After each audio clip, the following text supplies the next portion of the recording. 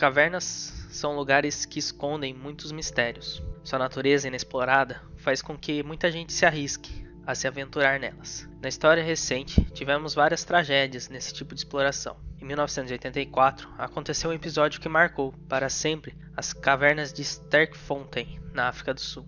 Essas cavernas são conhecidas por diversos achados arqueológicos, como fósseis de antepassados humanos. Por isso, são chamadas de berço da humanidade e atraem pessoas do mundo todo interessadas em explorar seus túneis subterrâneos. Dia 29 de setembro de 1984, Peter Verhussel, de 29 anos, um mergulhador sul-africano, decidiu explorar essas cavernas com dois amigos.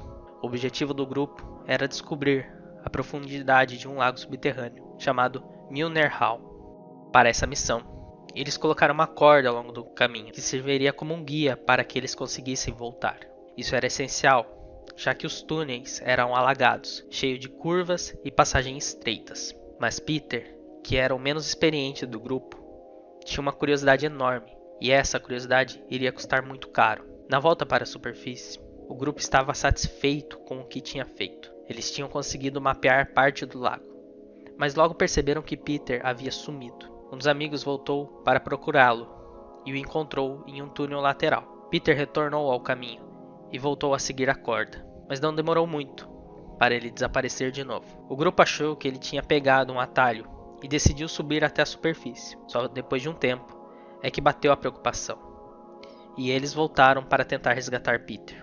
A busca durou mais de 4 horas, mas eles não encontraram nada. O oxigênio acabou e eles tiveram que desistir. Já no final da tarde, decidiram chamar o resgate, mas a ambulância que chegou não tinha equipe preparada para o mergulho em cavernas. Foi preciso esperar uma equipe especializada. As buscas continuaram até de madrugada, mas a visibilidade na água era horrível e a equipe acreditava que Peter já havia morrido afogado. Mas o destino, ou talvez a sorte, levou ele até uma pequena ilha subterrânea. No fim de um túnel, ele conseguiu sair da água, assim pelo menos não morreria afogado. Mas ali não tinha comida, não tinha luz e ele não fazia ideia de onde estava. A única esperança era esperar por ajuda. Peter tentou acender a lanterna e fazer barulhos, esperando que alguém o escutasse, mas ninguém apareceu. Com o tempo, ele ficou exausto e resolveu dormir. A partir daí, perdeu completamente a noção de tempo. A polícia decidiu fechar a caverna e demorou mais de uma semana para que as buscas voltassem. Durante esse tempo, Peter ficou ali, no escuro total, ouvindo só o som da própria respiração. Os mergulhadores de resgate chegaram a passar pelo menos 40 metros dele, mas não sabiam que ele ainda estava vivo. Achavam que ele havia se afogado em outro lugar. Depois de 14 dias, Peter estava extremamente fraco e faminto. Ele já tinha perdido boa parte do peso, e uma tentativa desesperada tentou seguir uma nova passagem, mas ela levava a um beco sem saída. Sem opção, voltou e decidiu esperar mais um pouco. As buscas duraram mais de 6 semanas, até que foram oficialmente interrompidas. A caverna foi reaberta, mas os exploradores não desistiram. Uma semana depois, um grupo de exploradores encontrou um buraco perto da caverna principal. Dentro dele havia túneis e pegadas. Foi ali que encontraram o corpo de Peter, em completa escuridão, perto de um poço. Peter morreu de fome, sozinho, no escuro. Ele sobreviveu por 3 semanas, esperando por um resgate que nunca veio. Sabendo que a morte estava próxima, ele deixou uma mensagem final na areia, para a esposa e para sua mãe. Eu amo vocês, Shiro e Ma.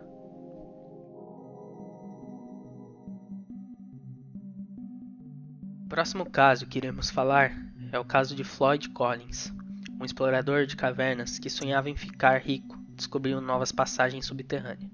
Floyd Collins cresceu rodeado de cavernas no interior do Kentucky, nos Estados Unidos. Era um verdadeiro explorador nato, sempre queria ir mais longe, mais fundo. Na década de 1920, Floyd soube da existência de uma caverna ainda pouco explorada na região. Trabalhando sozinho por 3 semanas, ele expandiu boa parte da caverna, que depois seria conhecida como a temida Sand Cave, ou Caverna da Areia.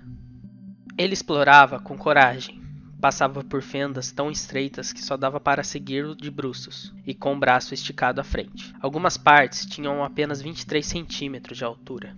Na época, ele usava um lampião como fonte de luz e sabia se aquela chama se apagasse seria o seu fim. Depois de passar pelo ponto mais apertado, a caverna começou a se abrir. Mas aí, a luz do lampião começou a piscar.